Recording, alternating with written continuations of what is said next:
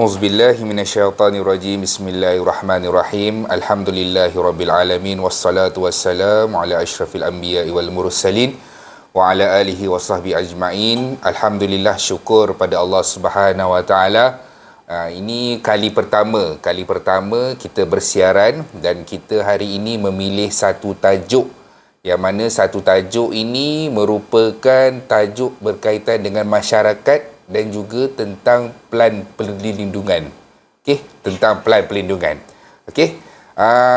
Dan saya rasa tajuk ini sesuai untuk kita sama-sama dengar daripada orang yang berkelayakan dan orang yang berada di dalam perkara inilah.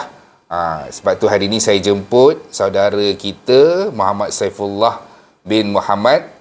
Apa khabar tuan? Alhamdulillah. Alhamdulillah. Sihat-sihat juga Aziz. Okey.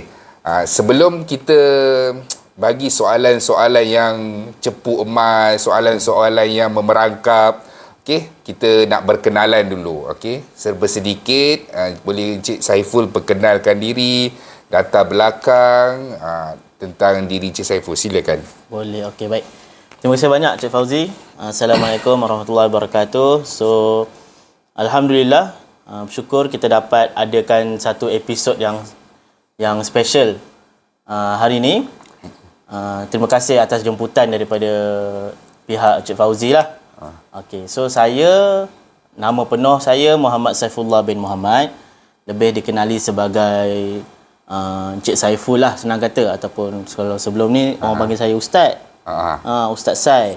Ustaz Sai. Tapi bila kita dah masuk industri takaful ni, kita nak panggil Ustaz Sai kan macam tak sesuai kan, so kita buat Cik Saiful je lah. Okey. Cik Saiful belajar bidang dalam ekonomi dan perbankan Islam di Universiti Yarmouk Jordan selama 4 tahun. Balik saya bekerja sebagai guru swasta. Lepas tu saya sempat bekerja sebagai pegawai kerajaan di Majlis Amanah Rakyat MARA lah. Dan kemudiannya saya pilih jalan, saya decide untuk berhenti dan saya buat full time dalam industri takaful ni lah. Okey. Itu satu perkara yang luar biasa. Buat pertama kali saya dengar benda tu, daripada satu jawatan kemudian berpindah kepada satu aliran iaitu insurans dan juga takaful. Okeylah. Saya nak tanya berkaitan dengan satu perkara. Bila kita sebut tentang insurans ni, selalunya lah orang akan kata, orang yang kaya je boleh dapat insurans. Orang yang bisnes, orang yang banyak duit, selalu kita dengar mereka ni je lah yang layak untuk dapatkan insurans pelan perlindungan. Okey. Cuma saya nak tanya, sekarang ini boleh ke, contohlah kalau kita tanya orang tentang insurans, orang kata saya tak mampu, saya ni orang biasa, saya ni banyak tanggungan, banyak lagi keperluan.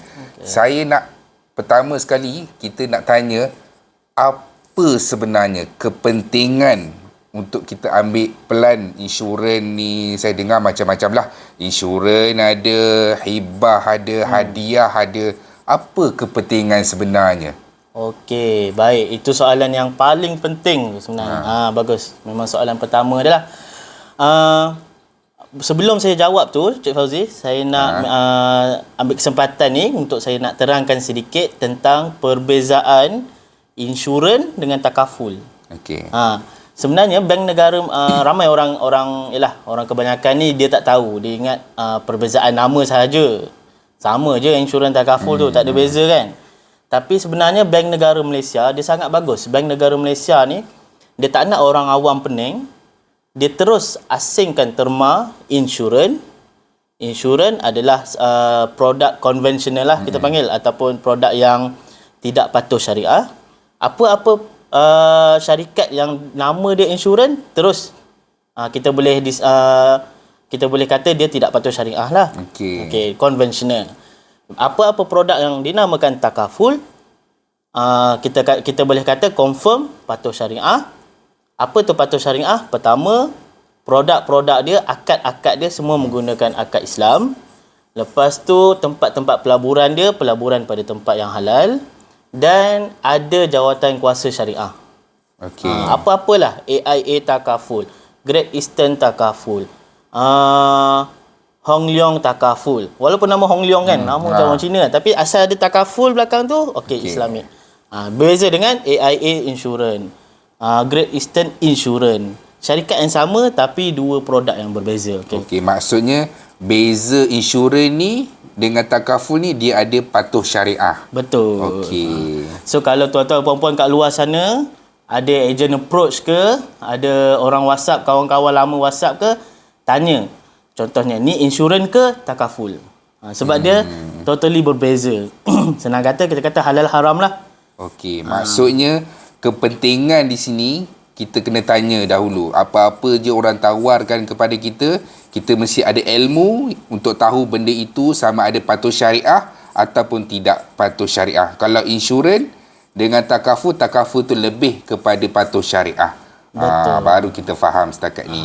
Okay. Kan kita pergi beli produk ke apa ke, kita beria tengok ada logo halal kan? Betul. Tapi kadang-kadang benda ni kita terlepas pandang, betul tak? Okey. Asal kita nampak, murah lah, ambil lah. Sekali rupa-rupanya dah 5 tahun subscribe, dah 5 tahun bayar, rupa-rupanya insurans. Okey. Okey, Cik Saiful, begini. Apa sebenarnya kepentingan? Contohlah orang dia kata, alah, buat apa nak ambil insurans kan? Kita hidup je lah macam biasa. Buat apa nak kena ambil insurans? Nanti kita belanja sekadarnya yang ada. Jadi orang dekat luar tu nak tahu insurans ni, takaful ni, apa kepentingan dan kenapa mesti dia ambil? Okey, baik. Saya suka soalan tu, soalan yang tadilah. Sebenarnya insurans takaful lah, kita guna terma takaful kan. Sebenarnya takaful ni nama lain dia pelan perlindungan.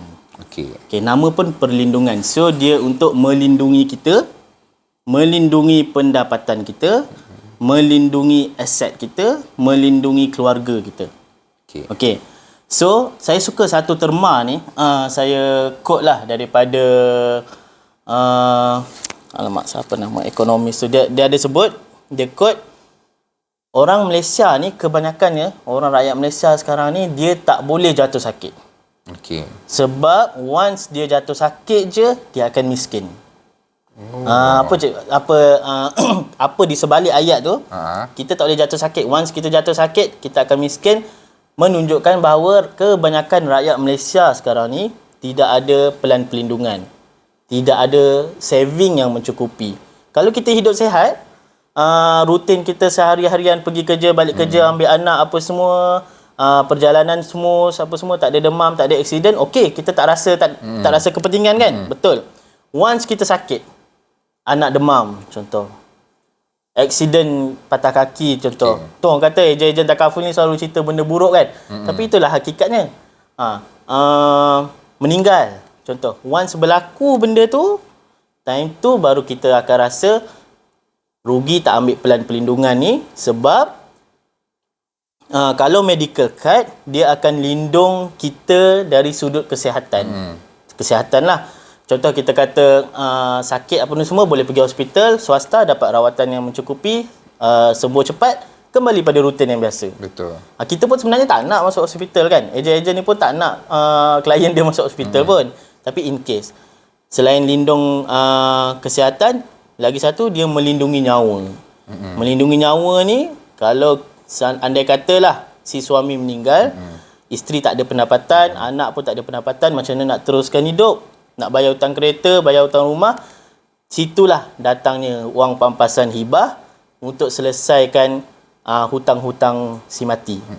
So orang kata at the very least, benda yang paling balu ataupun balulah kita panggil, benda yang paling balu tu risau, yang paling balu tu tak perlu risau adalah duit. Suami mati, pasangan mati, emosi dah jatuh dah, emosi dah down. Kalau tak ada duit, 2 kali down. Betul tak? Betul. Tiba-tiba Along bank call, Along datang kan, macam mana. So wang pampasan hibah ni untuk orang kata melegakan ataupun menyenangkan, meringankan beban yang masih hidup ni sebenarnya. Betul. Itulah function pelan perlindungan ni. Saya pun nampak bila Encik Saiful terangkan sedikit perkara ni, orang-orang kita ni kebanyakan ni dia kata alah tak apa, mungkin lama lagi benda tu, takkan tiba-tiba hari ni esok lusa dah nak accident. Mereka tak nampak benda tu. Betul. Bila dah jadi, bila dah terkena dekat diri sendiri, macam-macam kos. Pergi hospital saja pengangkutan, kos pengangkutan, ambulan lagi, makan lagi, pembiayaan lagi, orang dekat rumah pun nak, semua itu melibatkan satu jumlah kewangan yang besar. Jadi bila Cik Saiful cakap tu baru kita nampak betapa sebenarnya pelan perlindungan ni sebenarnya perlu. Kadang-kadang kita ni bukannya orang, kadang-kadang Cik Saiful saya nak tanya, kalau macam orang biasa ni, orang yang tak kaya lah kan, contoh yang bertanggungjawab, si ayah tiba-tiba berlaku kepada dia kecacatan ke, tak boleh bekerja ke, jadi sumber kewangan tu tak ada.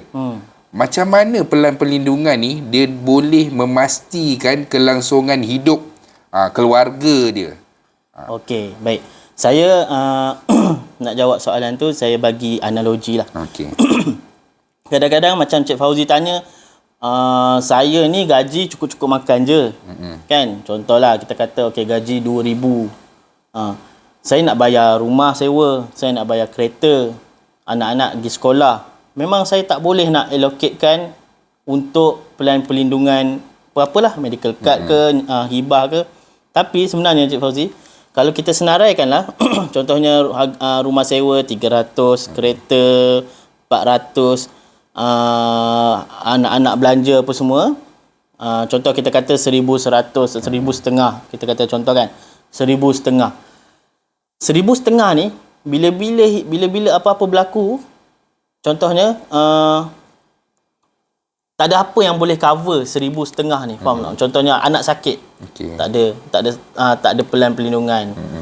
Kereta okeylah, kita wajib bayar insurans, takaful kereta. Tapi sebenarnya bila kita, contoh kita kata 5 ke 6 portion ni lah, pembelanjaan bulanan kita. Tapi sebenarnya orang selalu letak takaful ni bawah sekali, nombor 6, nombor 7 kan. Tapi sebenarnya takaful ni lah yang akan melindungi yang di atas ni. Sepatutnya takaful, mindset kita sepatutnya pelan perlindungan takaful nombor 1.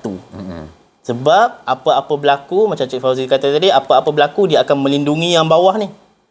Contoh mampu ke tak mampu sebenarnya nak ni. Sebenarnya kita kata sangat-sangat mudah lah, kita kata hibah yang paling rendah lah. Hibah saya nak dengar tu. Hibah paling rendah contoh RM50,000. RM50,000 dalam RM50 sebulan. RM50 sebulan? Tapi dia ikut kadar umur lah. Kadar umur dan pekerjaan, sejarah sakit. Sebab tu kita kata kena ambil awal. Lagi awal dia ambil tanpa ada apa-apa sakit, lagi rendah lah bayaran bulanan dia. So kalau kita kata, biasa saya jumpa klien yang orang kata klien marhaen lah kebanyakan, kita akan at least perlu ada perlindungan RM50,000 serendah-rendahnya at least. Bayar RM60, RM50 sebulan. Saya rasa itu kita boleh kot tanggung. Betul. RM50,000 tu banyak tak Cik Fauzi? Banyak. Bagi saya RM50,000 tu kadang-kadang untuk kita menabung pun susah untuk nak capai RM50,000 tu. Betul. Baru RM1,000 dah macam-macam dah kita fikir nak beli tu, nak beli ni. Duit banyak sikit je, ada je benda lain nak beli. Tapi saya rasa bila Encik Saiful terangkan ni tentang pelan perlindungan serendah RM50, RM50,000, saya rasa cukup berbaloi sebenarnya. Betul. Sebab apa? Apa-apa terjadi kepada kita, kita nak memerlukan duit secepuk macam tu untuk kelangsungan hidup kita, teruskan kehidupan kita, untuk pembiayaan kita, hutang-hutang kita. Jumlah RM50,000 sangat memadai. Contoh Cik Fauzi, dia dah biasa dengan, maksudnya suami dia ni, sang suami ni gaji 2,000. Maksudnya isteri dan anak-anak dah boleh hidup, dah biasa hidup dengan 2,000 sebulan kan. So anda kata suami ni dia tolak tepi lah RM50 tu, dia ambil hibah RM50,000 contohnya kan. Na'udzubillah min zalik, something happen pada suami, tak semestinya meninggal je. Selain meninggal, hilang upaya kekal. Hilang upaya kekal. Contoh accident time nak pergi kerja ataupun dekat office ke accident, hilang upaya kekal sehingga dia tak mampu nak bekerja. Contoh yang kita selalu nampak dalam berita, orang yang terlantar, stroke, terbaring atas katil kan. So company memang taklah nak ambil bekerja lagi kan. Company akan terminate kontrak. Jadi hibah lah yang akan bantu dia. Dia akan dapat RM50,000 tu. Kalau untuk hilang upaya kekal ni, RM50,000 tu lah keluarga akan guna untuk beli katil, untuk nak beli pampers, beli ubat-ubatan suami. Bayangkan. Kalau dia tak ada RM50,000 tu. Kerusi roda contohnya, ambulans tiap-tiap bulan nak follow up, check up kat hospital. Itu kalau tak meninggal. Kalau meninggal, anda katalah yang berlakunya meninggal si suami, RM50,000 tu lah, kita bayangkan kita bahagi berapa bulan waris ataupun keluarga ni boleh teruskan kelangsungan hidup. Sebulan 2,000 tadi kan. So setahun 24,000. Paling-paling keluarga ni boleh teruskan hidup selama 2 tahun. Kan 48,000 lah. 48,000 2 tahun dia boleh teruskan hidup. Sambil-sambil tu sang isteri ni boleh cuba cari kerja lain. Saya tertarik tu. Kita tak payah cerita yang 1 juta, 2 juta, yang bayar 500 sebulan. Kita tengok yang jumlah paling sikit. Sebab apa? Sebab orang Malaysia ni dia suka benda yang sikit. Dia kadang sedekah pun nak sikit. Kan? Nak sedekah pun sedikit. Okey, saya bila saya nampak tu, baru saya nampak bila Encik Saiful cerita RM50,000 selama setahun, dia punya kiraan tu dalam tempoh tersebut. Sebab apa? Kita tak tahu apa yang berlaku kepada diri kita, ahli keluarga kita, sekiranya berlaku sebarang perkara yang tak diingini. Contoh, hilang punca pendapatan, tuan-tuan. Hilang punca pendapatan. Dalam tempoh tersebut, dengan adanya pelan perlindungan ni, selain daripada kita dapat melangsungkan kelangsungan hidup, dalam tempoh itu, kita dibiayai dengan pelan perlindungan ini. Dalam tempoh itu, kita yang keluarga ni boleh fikirlah. Nak bagi cari solusi lain, nak cari punca pendapatan yang lain. Yang sebenarnya saya rasa, memang pelan perlindungan ni sebenarnya banyak memberikan manfaat. Cuma kita ni lah, orang Melayu kita ni, dia tak ikut pepatah. Apa dia? Sediakan payung sebelum hujan. Dah terhantuk baru nak ternadah. Nampak benda-benda macam tu. Bila dah terkena, barulah aduh, kenapalah aku tak menabung, kenapalah aku tak berjimat cermat. Walhal kita dah ada dah pelan perlindungan, kita dah ada dah macam Encik Saiful. Kita dah ada dah macam Encik Saiful. Boleh datang kepada kita memberikan tawaran, bukannya untuk kebaikan siapa-siapa, untuk diri sendiri sebenarnya. Bagi maklumat kepada kita, info kepada kita untuk perlindungan keluarga kita dan juga diri kita sendiri. Encik Saiful, contohlah saya nak tanya lagi satu soalan. Tadi kita dah tengok dah sedikit-dikit pelan. RM50, serendah RM50, bukannya 100 ke RM10 sahaja. Kita tak payah cerita yang tinggi-tinggi lah. Okey.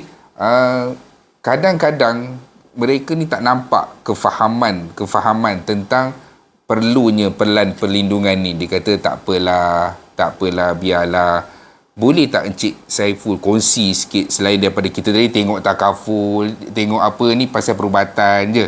Contoh, ada tak macam dia nak simpan duit untuk ahli keluarga dia ke, pembelajaran anak-anak dia ke, ada ke pelan takaful ni benda yang bersifat macam tu? Betul, menarik soalan tu. Sebab ramai kita punya mindset rakyat Malaysia ni kebanyakan takaful ni je, medical card hibah kan. Tapi sebenarnya ada produk-produk lain ataupun plan-plan lain yang tujuan dia untuk pelaburan dan juga tujuan dia untuk saving. Contohnya, tapi ini kita kata maksudnya selepas dah ada medical card, selepas dah ada hibah, dua ni yang paling penting lah. Kalau ada modal lebih, baru kita akan suggestkan. Contohnya tabungan pendidikan anak. Oh, ada juga? Ada. Kita ada dalam antara contohnya plan saving lah kita panggil. Medical card, dia medical card untuk anak. Sambil-sambil tu anak ada perlindungan medical card. Kita boleh tambah satu lagi tabung dalam medical card tu. Kita boleh tambah lagi satu tabung simpanan ataupun saving.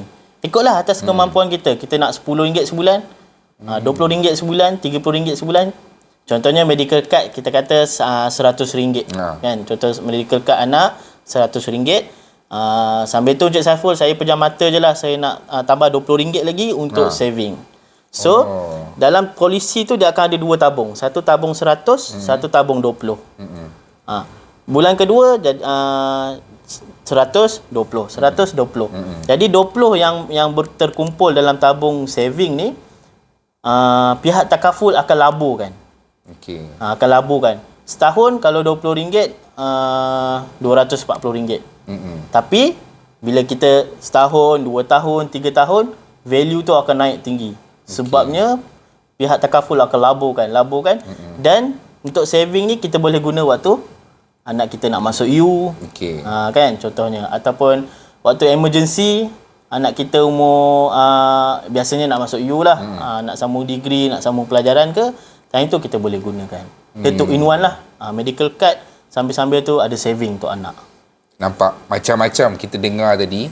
Bukan sakit je, bukan semata-mata hilang pekerjaan ke, malah kita boleh jadi sebagai tabungan kita untuk keluarga kita, dan agensi itu takaful tu sendiri dan insurans tu dia akan laburkan duit kita supaya apa? Supaya nanti dalam satu tempoh matang yang tertentu kita boleh keluarkan untuk perbelanjaan anak-anak kita, universiti mereka macam mana, pembelajaran dia, semua itu melibatkan satu jumlah kewangan yang besar sebenarnya. Betul. Kalau untuk anak kita tabung pendidikan lah. Kalau untuk yang dah dewasa ni sebagai tabung persaraan mereka. Contoh umur 40, diorang ambil medical card, diorang ambil sedikit saving ke, RM20-30. Bila umur 60 nanti, umur 70, diorang mereka dah retired, dah pencen. Dan itulah duit saving tu akan bantu mereka sebagai tabung persaraan. Sebut pasal pencen tadi. Okey, kita dengar kalau orang yang kerja penjawat awam, dia dah terjamin dah ada pencen bulanan dia.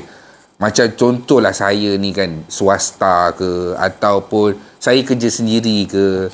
Ada ke macam takaful dia macam wujudkan satu sistem pencen ke, macam kita boleh dapat satu jumlah duit selepas kita dah tak bekerja ke? Ada. Okey. Yang tadi macam yang saya sebut, soalan tadi yang saya share pasal saving kan. Lagi satu tentang pelaburan. Pelaburan ni kita kena fahamlah, takaful ni main utama dia adalah perlindungan kesihatan dan nyawa. Okey. Dia ada ke pelaburan Cik Saiful? Ada pelaburan, tapi pelaburan takaful ni pelaburan jangka masa panjang. Jangka masa panjang macam tujuan untuk pencen tu lah. Contohnya bayar untuk 20 tahun. Bayar 20 tahun, contoh umur 30, dia bayar pada umur 50 nanti akan dapat wang, kita kata wang lamsam lah, wang lamsam hasil pelaburan dia sekian-sekian jumlah. Dan saya boleh kata pulangan dia sangat-sangat lumayan. Sebab apa? Sebab pulangan dia kita tak boleh nak bandingkan dengan yang kita biasa ASB, tabung haji ke apa ke. Sebab mereka ni tabungan-tabungan yang macam ni boleh keluarkan setiap bulan kan. Tapi kalau pelaburan di bawah takaful, memang fix kita tak boleh nak keluarkan sampai umur kita 50. So supaya apa? Supaya takaful tu dia ada, orang kata, kebebasan 20 tahun, 10 tahun, 15 tahun tu nak laburkan macam mana. So diorang tak perlu pening fikir tiba-tiba klien ni nak keluarkan, klien tak ada, tak boleh. Sebab kita pun decide ambil produk tu untuk kita guna waktu kita pencen kan. Betul. So saya boleh kata hasil pulangan dia memang sangat-sangat besar lah untuk tabung persaraan. Betul. Saya suka dengar penjelasan macam ni. Sebab apa? Kita ingat selama ni medical card hibah, rupanya macam-macam. Pendidikan anak-anak, bagi orang yang tak ada simpanan yang tetap selepas dia pencen ataupun tak bekerja. Sistem inilah sebenarnya dapat membantu kita. Macam Cik Saiful kata, macam kita tak boleh keluarkan sesuka hati. Sebenarnya dia bukan untuk tahan-tahan kita, duit kita.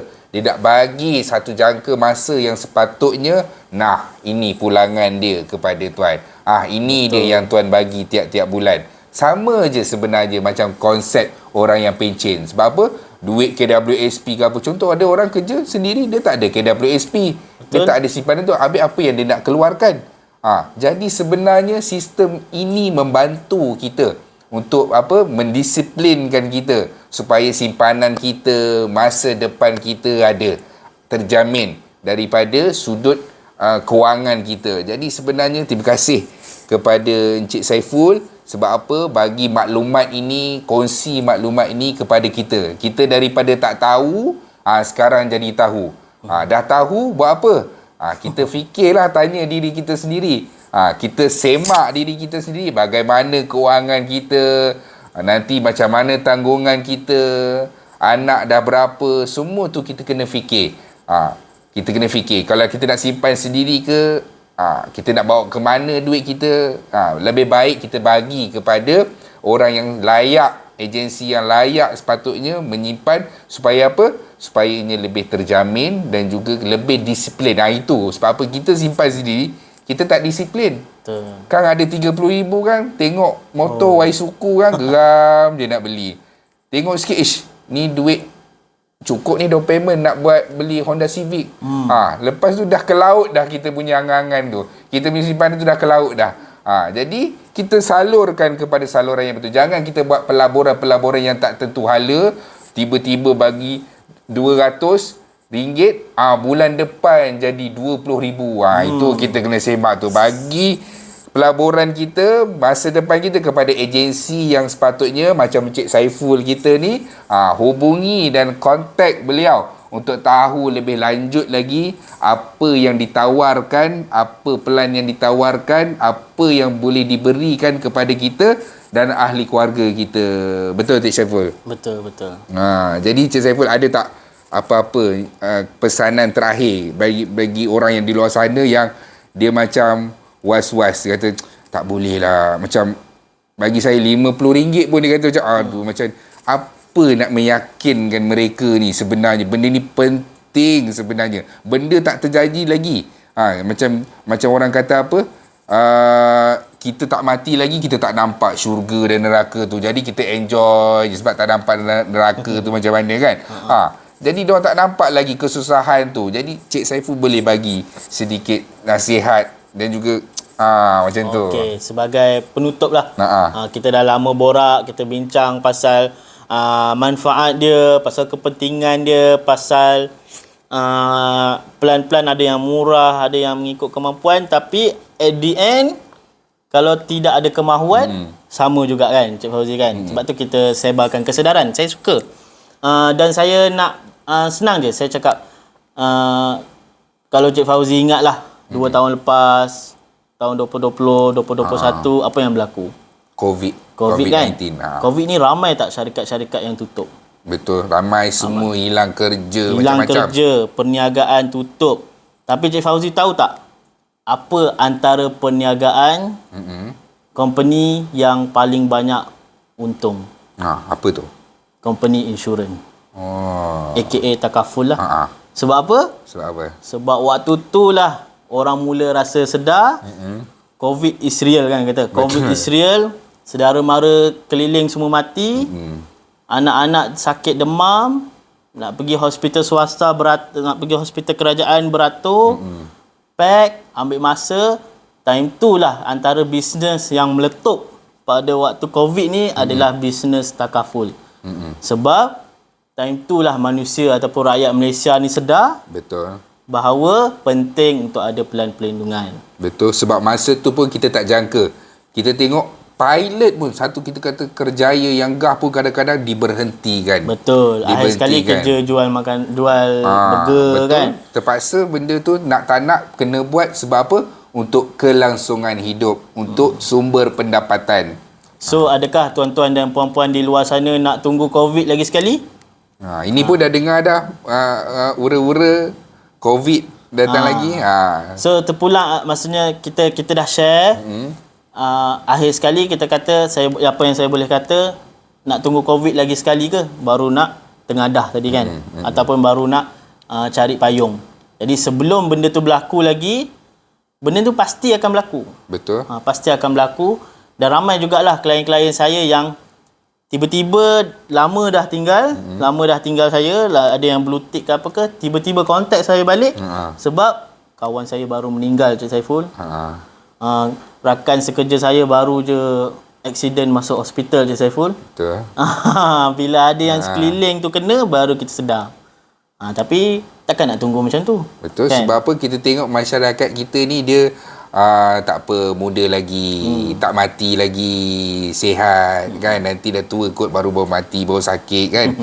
Jadi kena ada pelan perlindungan ni supaya kita dapat memastikan keluarga kita, anak-anak kita terjamin masa depan dia. Saya ucapkan terima kasih banyak-banyak kepada Encik Saiful atas penerangan yang diberikan. Sebenarnya banyak lagi yang tuan-tuan boleh ambil daripada Encik Saiful. Nanti kita akan sediakan link untuk hubungi Encik Saiful macam mana. Boleh. Untuk kita sebarkan lagi apa yang lagi tuan nak tahu tentang perkara-perkara pelan perlindungan ini. Semuanya kita serahkan kepada yang pakar. Siapa dia? Bukan saya lah, saya tak pakar. Kita kena tanya kepada orang yang pakar, orang yang berada dalam organisasi ni, iaitu Encik Saiful. Okey tuan-tuan, Encik Saiful ada last? Tak ada dah. Tak ada dah. Okey. Dari sekadar itu dahulu penyampaian kita pada hari ini, perkongsian kita pada hari ini. Salah dan silap, tutur kata yang terlebih harap dimaafkan.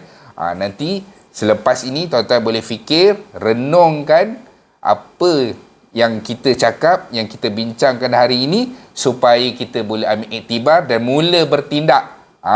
Mula bertindak. Kalau kita dengar pun angguk pun tak guna juga. Kena bertindak, mulakan langkah yang kecil untuk satu langkah yang lebih besar lagi dan manfaat yang lebih besar lagi. Assalamualaikum warahmatullahi wabarakatuh. Kita jumpa lagi.